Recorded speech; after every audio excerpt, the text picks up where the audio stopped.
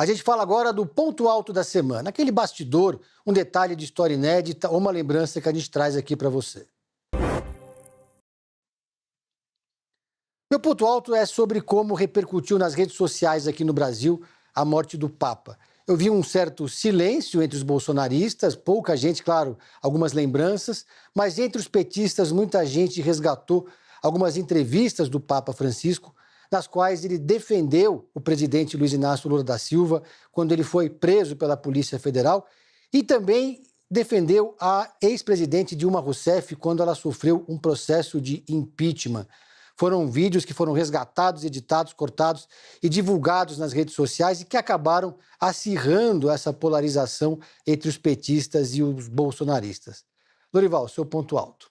O meu ponto alto vai para a irmã Geneviève Gingras, que esteve ali no funeral do Papa, quebrou o protocolo, ela era amiga dele, ela tem 82 anos de idade, e ela cuidava das populações carentes de Roma, marginalizadas, como pessoas transgênero, pessoas que têm trabalhos em parques, trabalhos menos valorizados, e o Papa recebia, acolhia essas pessoas com as quais a irmã trabalhava, e ali ela rezou, chorou, teve vários minutos ali ao lado do caixão, coisa que quem estava ali passando não estava fazendo, mas eles permitiram, porque afinal era uma figura especial. Isso mostra muito como era o Papa, no que ele acreditava, o que ele priorizava.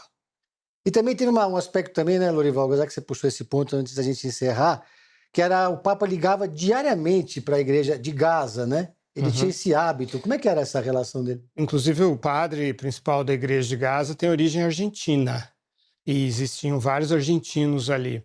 Ele tinha essa clara noção de que Jesus Cristo, a atenção tem que ser para quem está sofrendo mais, para quem está mais marginalizado, quem tem menos atenção. Então, isso se aplicava aos palestinos que estavam sob bombardeio, que, aliás, ele chamou esse bombardeio de uma crueldade. Bel, seu ponto alto. Meu ponto alto é para a gente acompanhar pela frente como é que vai ser na prática a consequência da diversidade que a gente vai ter de países nesse conclave. 80% dos 135 cardeais que vão ter direito a voto foram nomeados pelo próprio Papa Francisco. E ele fez um movimento muito interessante de diversificar a representação de países. Então, hoje a gente tem mais de 70 países representados, alguns dos quais jamais tinham chegado perto dessa função. Rapidamente aqui, vou colar aqui para citar alguns: Mongólia, Laos, Papua Nova Guiné e Mali. Então, lugares que inclusive nem sequer tiveram bispos e que hoje vão ter um representante, um cardeal, que vai trazer esse tom de diversidade, algo que é visto com bastante ineditismo em relação a esse conclave. É claro que a gente pensa, bom, se foi Papa Francisco que indicou, talvez seja uma tendência mais progressista, talvez sim, mas a gente, de fato, não tem um cenário muito concreto sobre para que lado apontará a escolha, se é para um lado de continuidade do legado do Papa Francisco ou se é para um lado de tentativa de resgate de um conservadorismo foi mais representado pelo Papa Bento XVI. Agora, o ponto alto que eu traria da trajetória do Papa Francisco e que vai ficar marcado na memória de muitos de nós é aquela imagem no período da pandemia de um Papa rezando pelo mundo, pela saúde de todos, na Praça São Pedro, completamente sozinho. Aquilo ali, de fato, acho que é uma imagem que fica para a história coletiva, para a história de todos nós. Pedro.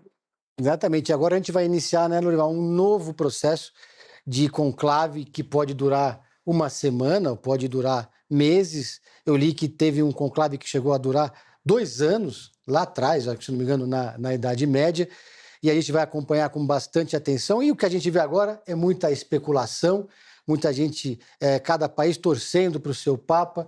O Papa Francisco, a escolha dele surpreendeu a todos. Também se dizia naquela época que o favoritismo era de um Papa italiano, agora também, novamente, o favoritismo recai sobre um Papa italiano, mas a gente só vai saber disso quando a fumaça aparecer, a fumaça branca aparecer ali no Vaticano.